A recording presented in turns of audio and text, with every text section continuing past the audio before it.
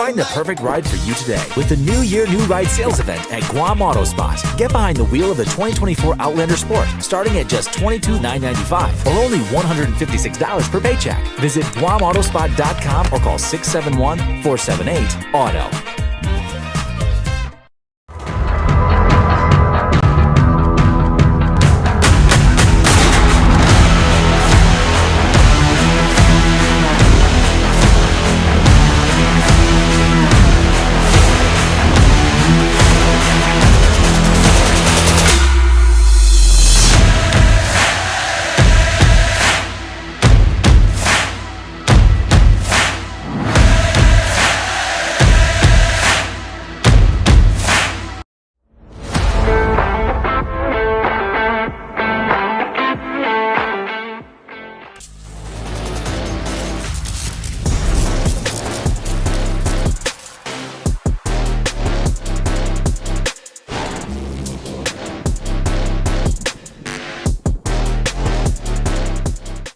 Buy fuel, get Wendy's. Drive to your nearest 76 Circle K and get free Wendy's. Yes, free. Fuel up with $30 and score your choice of a 6-piece crispy chicken nuggets or a juicy junior cheeseburger deluxe. Fresh, hot, and packed with flavor. But hurry, quantities are limited and this delicious deal won't last long. So hit the road to 76 Circle K, fuel up, and get Wendy's free before it's gone. You or someone you know looking for a job? Well, Sentinel Security is hiring and they're offering starting pay between $10 to $15 an hour, and they'll train you too. Email them today that you're interested at sentinelsolutionsguam@gmail.com. Sentinel Security, Guam's most reliable security solution for your home and your business. Head on over to Wendy's in the morning for breakfast. Kickstart your day with one of Wendy's Guam's breakfast faves, the morning melt panini, the breakfast burrito, or the sausage, egg, and cheese English muffin. They've got a whole lot more in that breakfast menu as well. Your mornings just got delicious, so head to Wendy's for breakfast from 6 to 10:30 in the morning on weekdays and from 6 to 11 a.m. on weekends.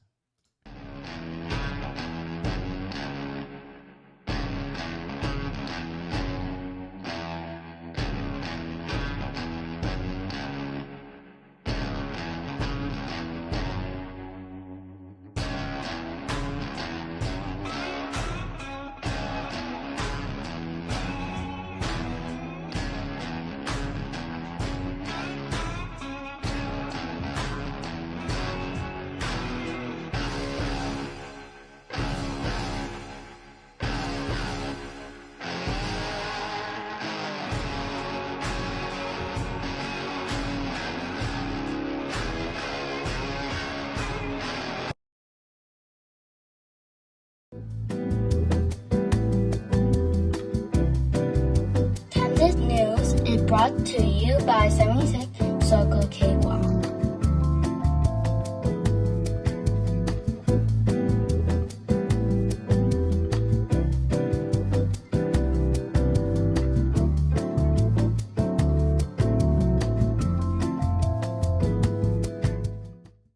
Good evening, my dear friends. It is 8:48 p.m. on Thursday, August 14, 2025. Thank you so much for joining me. My name is Troy Torres.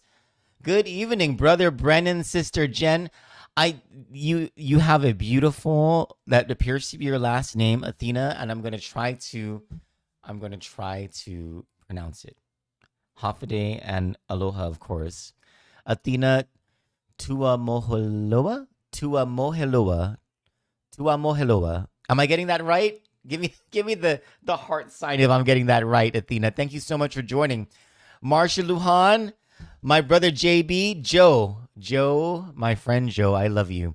Michael, Millie, Janet, my sister, God bless you all. Thank you all so much for joining for another episode of Kandit Live, where we riff sometimes, and we're gonna have this video editorial. I mean, is it too soon for us to have a little bit of a laugh about what's going on? I mean, corruption, it's being exposed. We are doing our jobs, and it ain't just Kandit, it's also KOM. KOM is going pretty hard, and so is the PDN, actually, in exposing a whole bunch of stuff that many of you have suspected has been happening for a while, and the evidence is being borne out.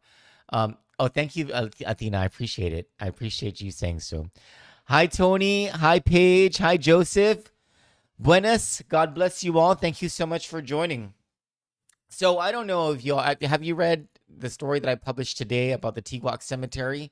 It is bonkers. Okay, you just cannot make this stuff up. That like Hollywood needs to come to Guam and take a look at these stories that are coming out of KOAM, PDN, and Kandit, because I mean the screenplay can just write itself. This really is something. Hi, Joe Ray. So I'll give you the Cliff's notes of the story today. Yeah, and it's a lot. It's really kind of, it's incredible. It is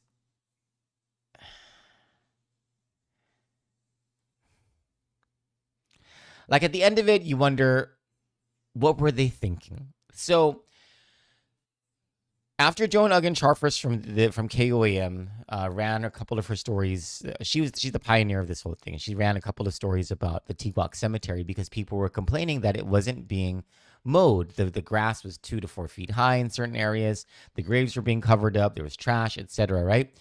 But Department of Parks and Rec, which owns and operates the cemetery, has a contractor who's supposed to be cutting the grass in the what's called the dry season from January to June, twice a month at least. And in the wet season, which we're in right now, that's from July through December, 3 times, at least 3 times a month.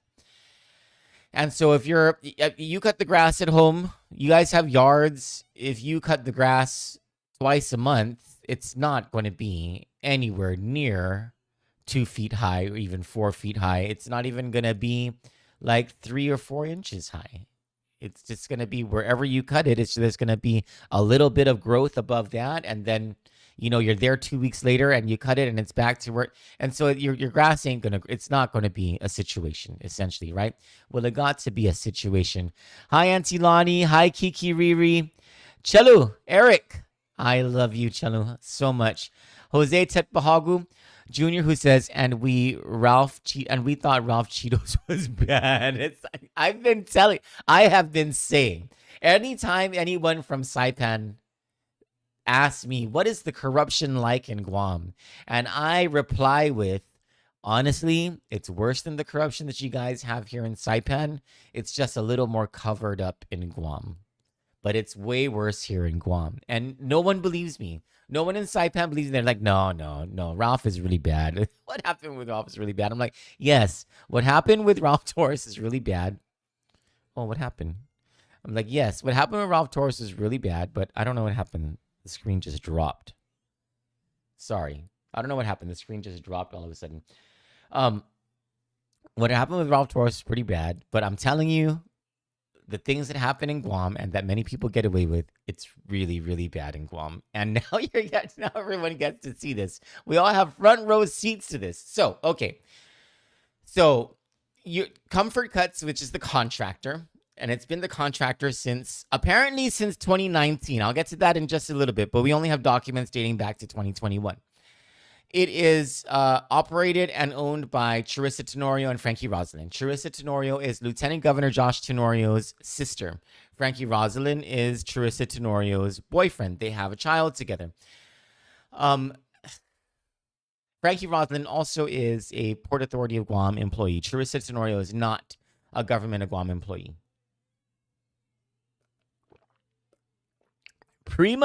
My prima Shelly. We have a very small, my Torres family is very small. And very few cousins among us. And so Shelly and I, we're close. That's my cousin. And she is the matriarch of our family. I don't know that we ever really thought we'd come to the day where like all our parents would be dead and us cousins would be at the top of things. Now I think we're the ones who are required to buy Christmas gifts. All right, so Comfort Cuts has a contract, right? Joan Uggan Charfus, she breaks the story about what's going on with the cemetery. It's never being cut. Everyone's complaining, etc., right? So we all do these FOIAs to Department of Parks and Recreation because now we're curious, all of us. And we should have been, all of us in the media. Every single one of us failed over the past several years to get this story because we should have been curious from the first day. And our curiosity should have led us to do the work that it takes in order to discover these things, expose them, bring them to the public, bring them to all of you. We're doing it now, better late than never, right? And what we're finding through the FOIAs that we have done is that in the early part of 2021, April, if I'm not mistaken, of 2021, April 7, if I'm not mistaken. It's in my story. I believe it's April 7 of 2021.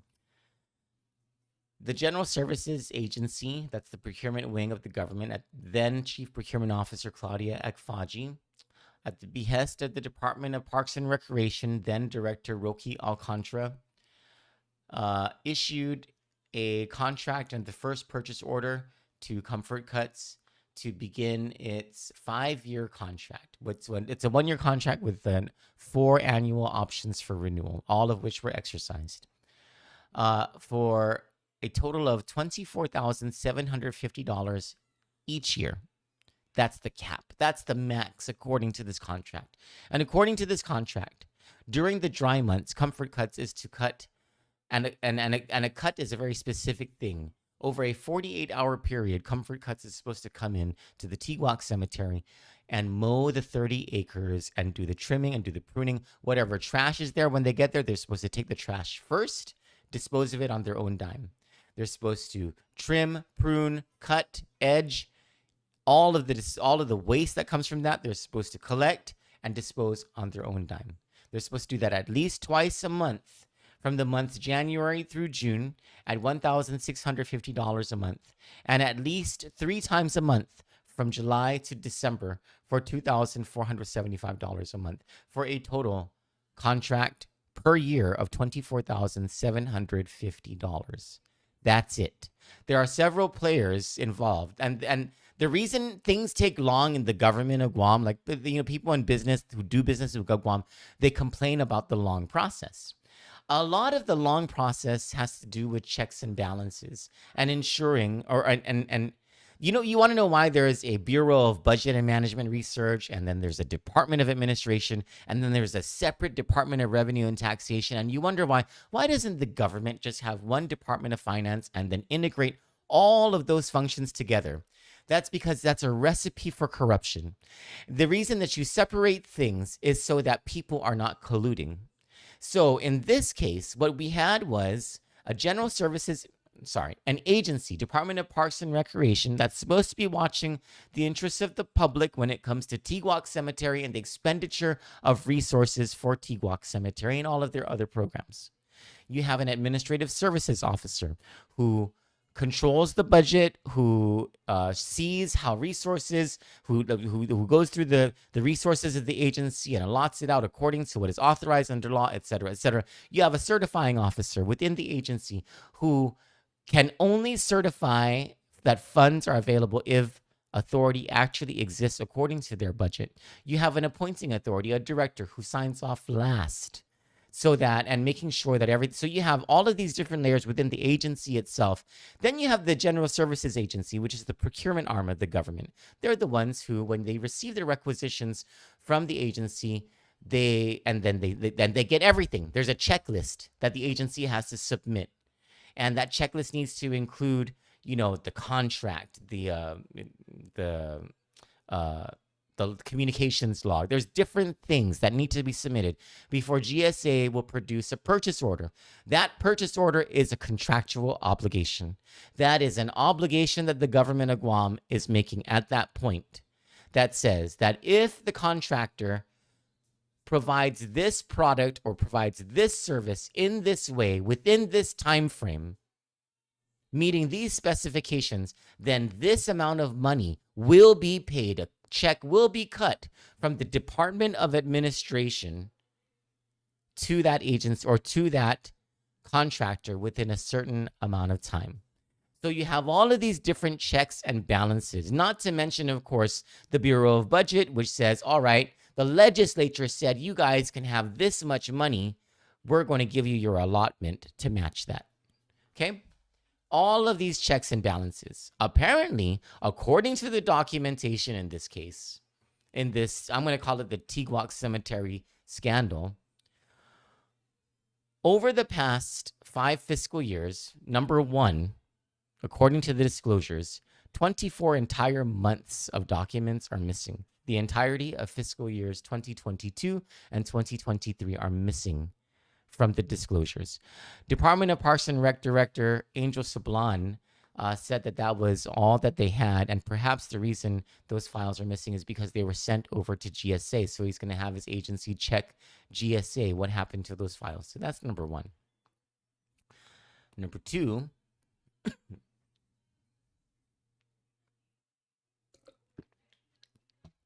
in fiscal year 2024, which ran from October 1, 2023 through September 30, 2024, 19 days into the fiscal year, on October 19, 2023, ASO for the Department of Parks and Rec, Christine Okaro, she no longer is working. She's retired, according to Angel Sablan. She signs and submits a requisition that is approved by, I believe, Acting Chief Procurement Officer Stephen Munya over at GSA. I'm sorry, approved by Warren Pelletier. I don't know how to pronounce his last name. The Deputy Director of Parks and Recreation. They submit a requisition to GSA for comfort cuts to be paid $4,125 a month or $49,500 for fiscal year 2024, or otherwise 2 times the contractual amount. There is no authority whatsoever for Parks and Rec to make that request, for GSA to issue a purchase order honoring that request, or for the Department of Administration to make the payments on that, because the original authority, the contract, says that the max for the fiscal year is half that amount, $24,750. Now, okay, it would be one thing to do the requisition. Now, was there a purchase order? Within a few days, General Services Agency Acting Chief Procurement Officer Stephen Munya issues a purchase order. And on the left column of the purchase order is the correct math. $1,650 each month for 6 months, $2,475 max each month for 6 months, which comes out to $24,750. But between column A and column C, which has the total amounts, apparently the Excel spreadsheet wasn't working to do the tabulation, because somehow $24,750 on this column turned out to be $49,500 on the totals column. And so GSA issued a purchase order for 2 times the legal limit on this contract. And so, okay, all right, now an obligation has been created. That's illegal. Okay, there's some legal stuff going on there. People can get in trouble for that. All right. Now people can really get in trouble if the checks were cut. And so you look at it, and you look at the documents that they disclosed, and all 12 months of fiscal year 2024, Comfort Cut submitted invoices at $4,125 for each month, every single month,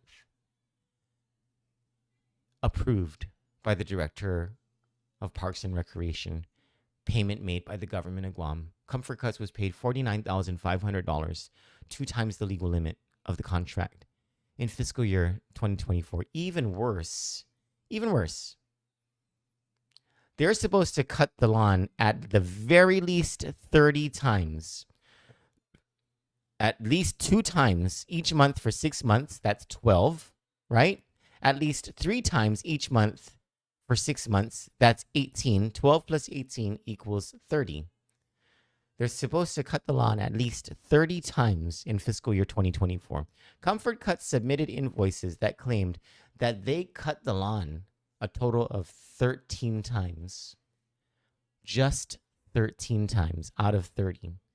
yet they billed way above the maximum allowable for the month, for each of those months, and were paid the full amounts. It was right there in front of the Department of Parks and Recreation to see. Comfort Cuts didn't even perform the contract according to Comfort Cuts' own invoices, and DPR still paid it out, still allowed the payments. And then Angel Sablan comes in, and he comes in somewhere in the vicinity of the beginning of fiscal year 2025, which began on October 1, 2024, and runs through. We're in fiscal year 2025 right now. Runs through September 30, 2025. So Angel Sablan, something happens, and Christine Okaro is no longer the point of contact for the Comfort Cuts Tiguac Cemetery contract. According to the documents in the scandal, Melva Limo becomes the new POC for the Comfort Cuts contract, according to the requisition, purchase order, and the very first invoice of 2025. I'm sorry. Yes, the very first invoice of 2025. And so the requisition is reverted back to what it's supposed to be. 1650 for 6 months, 2475 for the other 6 months, a total of $24,750. And so a few days ago, Angel Sablan told us and told the other media that Comfort Cuts had not invoiced since January. They have not been paid since January because Comfort Cuts has not invoiced. According to the documents, that's correct. And that even if they did invoice, Parks and Rec wouldn't pay because they haven't performed the contract. Now, all of that you would assume is correct, but it's missing one piece. There's only $3,300 left in authority that Parks and Rec has to pay out anything in that contract, because in the first 4 months of this contract, October of the 2025 contract purchase order, October 2024, November, December, and January 2025, Department of Parks and Recreation had already paid out more than $21,000 of the $24,750 for the entire year. So what happened was, in the first month, Comfort Cuts billed $4,125 in fiscal year 25, despite what the contract said, despite what the new purchase order said. The max is only $2,475.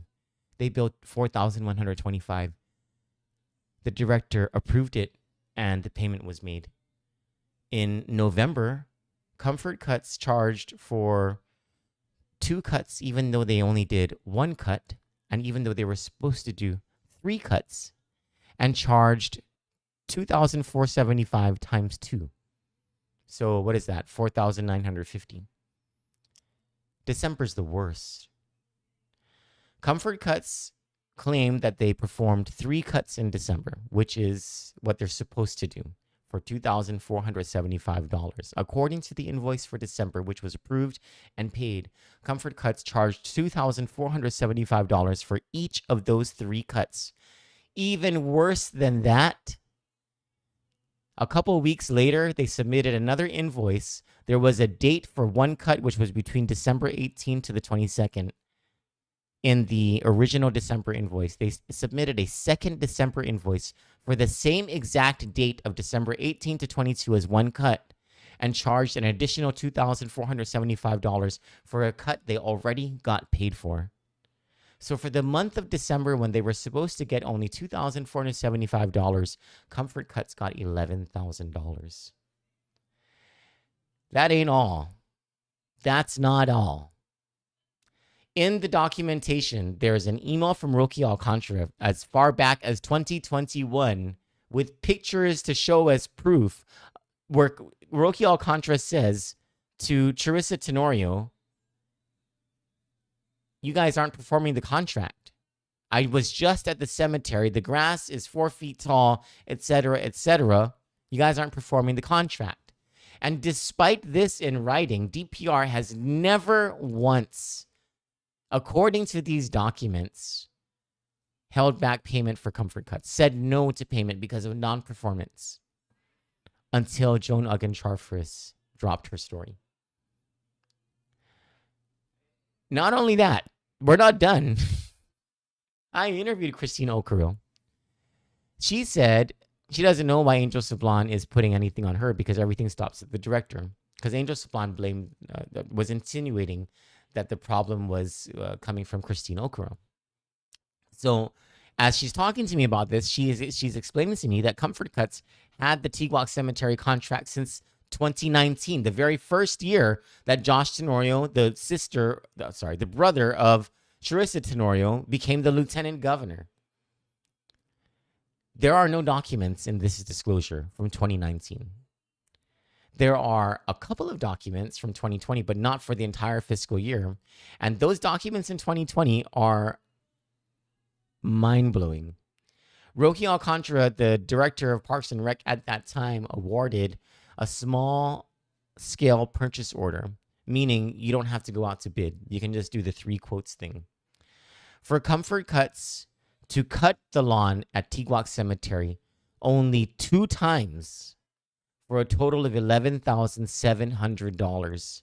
Comfort Cuts was supposed to cut Tiguac Cemetery once in November 2020 and a second time in December 2020. According to the documents, Comfort Cuts didn't even do November. They did their first cut on December 5 and their second cut on an unknown date in December, and was paid $5,850 each time, a total of $11,700 to cut the grass at a 30-acre yard twice. And Governor Lou Leon Guerrero wants us to believe that we can't cut taxes because services will suffer. No, my friends. Apparently, there's a lot of room in this budget for cutting of useless things. Because according to these documents, a whole lot of our money, allegedly, has been spent in a very illegal way. Kathleen Beneventi says, 11 tau soon. Hi, everybody. So, can we make things a little light right now? Because, I mean, that's a lot, right? And this is just one program in one agency. We've been receiving disclosures from other agencies. Charissa Tenorio, the sister of Lieutenant Governor Josh Tenorio, has landed several contracts and made a lot of money under her brother's administration. Your money, public funds.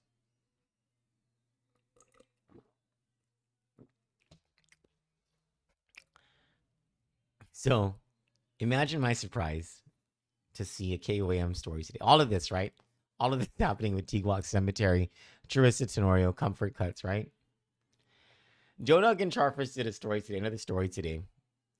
And it was a good news story. And it's how Department of Parks and Recreation, and there you have, smiling real big for the camera. Wait, hold on. Let me see if I can put this on the screen so you can see this. This is funny. Stand by. There we go. Is a story by Joan Uggan-Charfris. Today, Parks and Rec presented $12,000 in lawn equipment.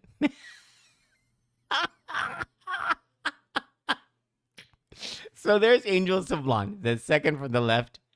I believe the fourth person there, the one in that pink shirt, is Chris Flores. He's always he works over the governor's office, and he's always defending Josh Tenorio and all that. It's I think he works for the lieutenant governor, actually. Anyway, 2 years in the making and arriving at the perfect time, Joan Uggan-Charfris wrote, with public outrage still simmering over the neglected Tiguac Cemetery, the Department of Parks and Recreation just got a $12,000 boost in lawn equipment thanks to a federal grant from the Island-wide Beautification Task Force. Quote, this is a quote from Warren Pelletier. Today, DPR received a couple of riding lawnmowers, bush cutters coming in, tree pruners. We have blowers, whatever we need in the maintenance of our parks and areas around our recreational areas, and even our cemetery. It comes in very handy as many are in disrepair. This equipment we received today, we welcome it, and something we hope to see continue seeing.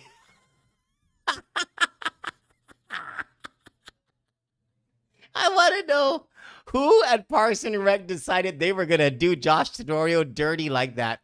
In the middle of this entire thing, Parks and Rec comes out and says, hey, you know what? Don't you worry about that, about Charissa Tenorio and Comfort Cuts screwing us over with the Tiguac Cemetery. You know what? We got you, good Lieutenant Governor.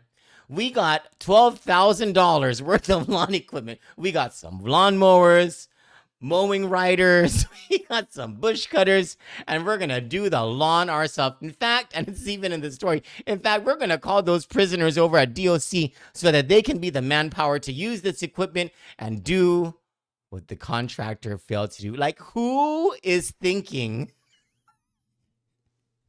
Or did they do this on purpose? Is Parks and Rec so pissed off at the Lieutenant Governor, their own boss, and his sister and the sister's company for all this mess that they're in with the public and this entire scandal that they were like, all right, let's have this ceremony today in the middle of all of this to show the public, to outrage the public even further, that we have to spend more of their money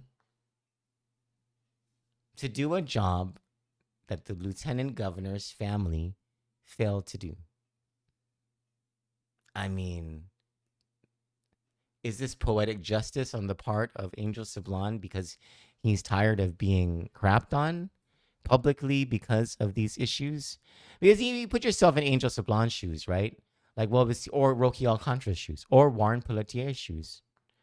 What were they supposed to do over the past few years? Were they supposed to, when Comfort Cuts wasn't performing the job, and when they had exhausted their regular professional means, were they supposed to cut the contract? And then how were they going to tell that to the Lieutenant Governor? How was Josh Tenorio going to respond to that? How was Adelup and the administration going to respond to a move like that when it was probably the right thing to do a long time ago, at least according to the documents? And who at Parks and Rec knew, and when did they know that Parks and Rec was doubling the payments to Comfort Cuts? Who was reviewing the invoices? More importantly, I want to know, because I'm just a little mischievous and curious like that, if the administration, if Adelup had approved, I have to imagine these press releases or these press conferences need to be approved by Adelup before they're even held.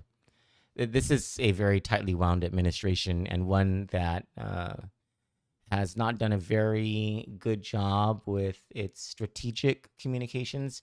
Don't get me wrong, Crystal Palquist and Augustine and her team do a very good job communicating and with media relations, but they can only do so much when, you know, the people around them are not pulling their own weight and not doing their jobs according to whatever Crystal's communication strategy is, right? And obviously, you know, people in the administration are not following a communication strategy. It's very obvious. Been obvious for a very long time.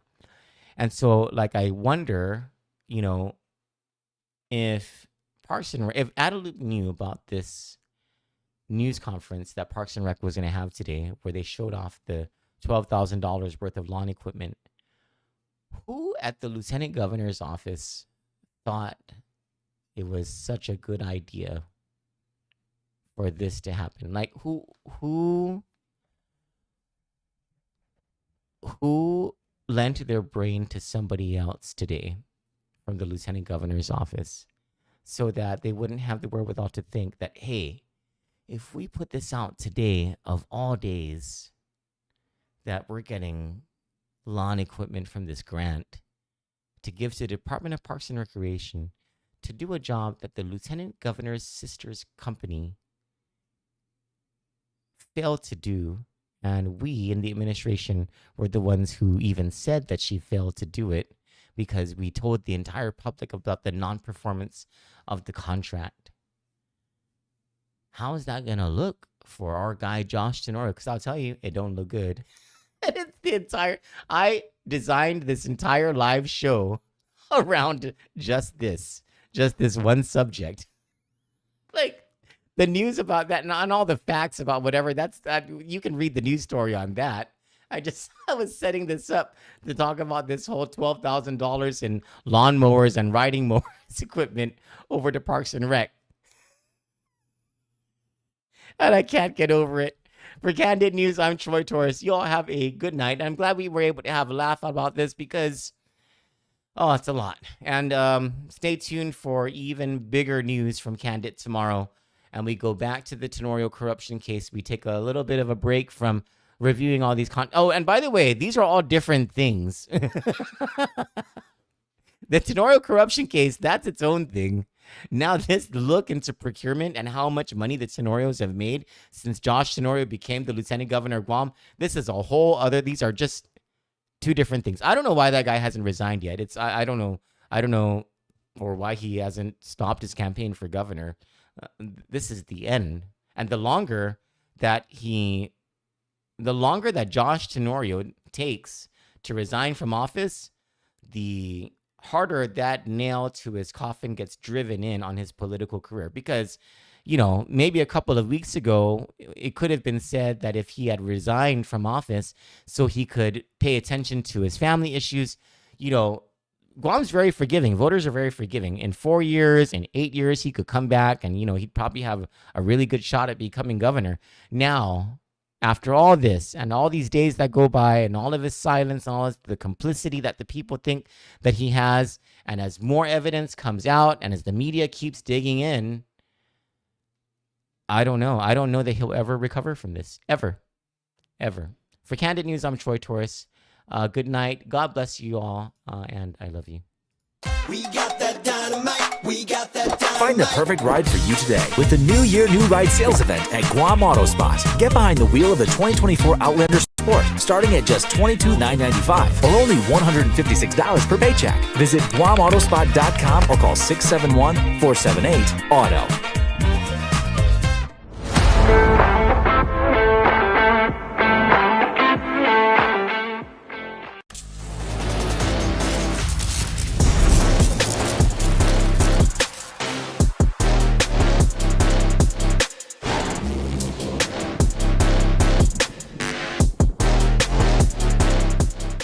Buy fuel, get Wendy's. Drive to your nearest 76 Circle K and get free Wendy's. Yes, free. Fuel up with $30 and score your choice of a 6-piece crispy chicken nuggets or a juicy junior cheeseburger deluxe. Fresh, hot, and packed with flavor. But hurry, quantities are limited and this delicious deal won't last long. So hit the road to 76 Circle K, fuel up, and get Wendy's free before it's gone.